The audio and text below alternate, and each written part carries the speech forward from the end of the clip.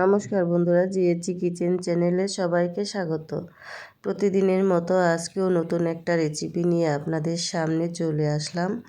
তো আজকে আমি রান্না করব পনির, টমেটো, আলু দিয়ে খুবই কম মশলায় ঘরোয়া পদ্ধতিতে রান্না করব। বন্ধুরা দেখতে থাকো। তো চলো রেসিপিটা শুরু করা যাক। তো বন্ধুরা, এখানে আমি হাফ কেজি পনির নিয়েছি। এবার পনিরগুলো আমি পিস পিস করে কেটে নেব।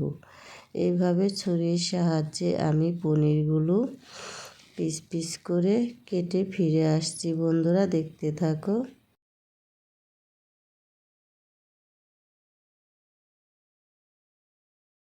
তো দেখো বন্ধুরা, পনিরগুলো কিন্তু আমার কাটা হয়ে গেছে।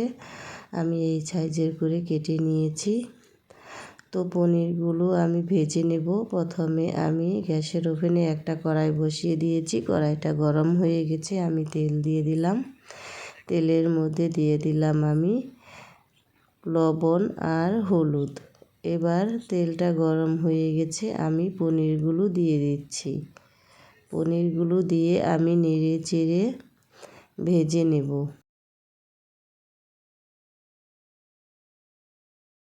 তো পনিরগুলো আমি হলুদ আর লবণ দিয়ে মাখিনি, একবারে তেলের মধ্যে দিয়ে দিয়েছি। তো সেটাই হয়ে যাবে। তো দেখো বন্ধুরা, পনিরগুলো ভাজা হয়ে গেছে, আমি তুলে নিয়েছি। এবার বেঁচে থাকা পনিরগুলো আমি আবার দিয়ে দিলাম। তো সবগুলো পনির আমি এই একইভাবে ভেজে নেব। তো দেখো বন্ধুরা, সবগুলো পনির কিন্তু আমার ভাজা হয়ে গেছে। আর এখানে আমি আলু কেটে নিয়েছি পনিরগুলো রান্না করার জন্য। তো এবার আমি আলুগুলোকেও ভেজে নেব। তো আলুগুলো দিয়ে দিলাম। তেলটা তো গরমই আছে। আলুগুলো আমি ওই একইভাবে লবণ আর হলুদ দিয়ে ভেজে নেব, নেড়ে চেড়ে এইভাবে। তো দিয়ে দিলাম লবণ, দিয়ে দিলাম হলুদ গুঁড়ো। এবার খুন্তি দিয়ে নেড়ে চেড়ে আলুগুলো আমি গোল্ডেন কালার করে ভেজে নেব। তো বন্ধুরা, আমি আজকে পনির কম মশলা তেলে রান্না করব। এইভাবে আলু দিয়ে দেখতে থাকো। সব সময় কিন্তু মশলা খেতে ভালো লাগে না, তাই আমি আজকে এইভাবে রান্না করব। তো দেখো বন্ধুরা, আলুগুলোও ভাজা হয়ে গেছে। এবার আমি তুলে নিচ্ছি একটা প্লেটে। তো আমি পনিরগুলো রেখেছি, একই প্লেটে আমি আলুগুলো রেখে দিচ্ছি।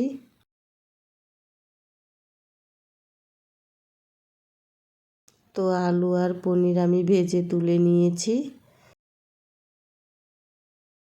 এবার আমি গ্যাসের ওভেনে আবার কড়াই বসিয়ে দিয়েছি। তো আলু আর পনির ভাজার পর কড়াইটা একটু কালো কালো হয়ে গেছিলো বন্ধুরা। আমি আবার ধুয়ে কড়াইটা বসিয়ে দিয়েছি। কড়াইটা কিন্তু গরম হয়ে গেছে। আমি তেল দিয়ে দিলাম। তেলটাও গরম হয়ে গেছে। আমি দিয়ে দিলাম ফোড়নে তেজপাতা, শুকনো লঙ্কা আর গোটা জিরে। এবার ফোড়নটাকে নেড়ে চেড়ে একটু লাল লাল করে এর মধ্যে আমি মশলাগুলো দিয়ে দিচ্ছি। তো প্রথমে দিয়ে দিলাম লঙ্কা বাটা, 2 চামচ লঙ্কা বাটা দিয়ে দিলাম আমি। তারপর দিয়ে দিলাম জিরে বাটা 2 চামচ। তারপর দিয়ে দিলাম স্বাদ মতো লবণ, দিয়ে দিলাম হলুদের গুঁড়ো। এবার মশলাগুলো আমি খুব ভালো করে কষিয়ে নেব। এইভাবে খুন্তি দিয়ে নেড়ে চেড়ে আমি কিছুক্ষণ মশলাটাকে কষিয়ে নেব।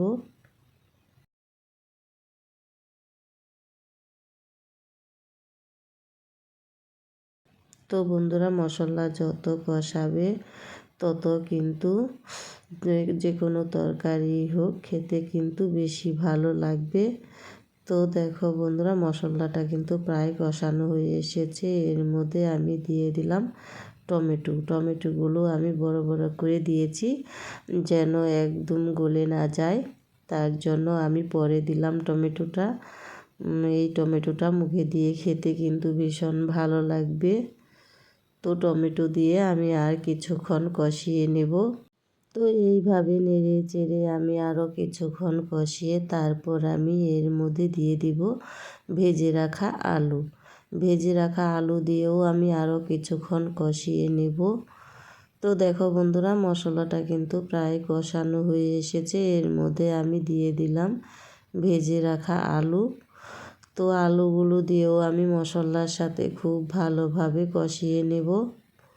এইভাবে খুন্তি দিয়ে নেড়ে চেড়ে মশলার সাথে আলুগুলো খুব ভালোভাবে কষিয়ে তারপর দিয়ে দেব জল। তো দেখো বন্ধুরা, আলুর সাথেও কিন্তু মশলাটা খুব সুন্দরভাবে কষানো হয়ে গেছে।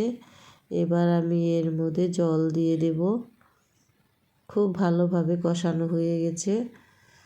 টমেটোটাও খুব ভালোভাবে কষানো হয়ে গেছে, একদম গলে যায়নি। তো এবার আমি এর মধ্যে জল দিয়ে দেব। তো পরিমাণ মতো জল দিয়ে দিলাম। জল দিয়ে একটু নেড়ে চেড়ে মিশিয়ে দেব।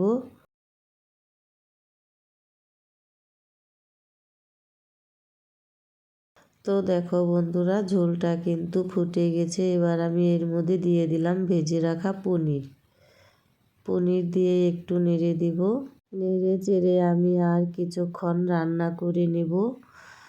তো পনির দেওয়ার পর কিন্তু আমি কিছুক্ষণ রান্না করে নিয়েছি। এবার আমি এর মধ্যে দিয়ে দিলাম গরম মশলা গুঁড়ো। তো গরম মশলা গুঁড়ো দিয়ে একটু নেড়ে দেব। তো বন্ধুরা, আমার পনিরটা কিন্তু কমপ্লিট হয়ে গেছে। এবার আমি নামিয়ে নেব। তো দেখো বন্ধুরা, দেখতে কত সুন্দর হয়েছে, লোভনীয় হয়েছে, খেতেও কিন্তু ভীষণ ভালো হয়েছিল। তো বন্ধুরা, এইভাবে কম মশলায় টমেটো আলু দিয়ে পনির রান্না করে খেয়ে দেখবেন, একটু ঝোল ঝোল করে, খেতে কিন্তু ভীষণ ভালো লাগে। এটা ভাত, পরোটা, রুটির সাথেও খেতে পারবেন, খুবই ভালো লাগবে। তো আজকের মতো এ পর্যন্তই। দেখা হচ্ছে অন্য কোনো রেসিপিতে। ততক্ষণের জন্য সবাইকে টাটা।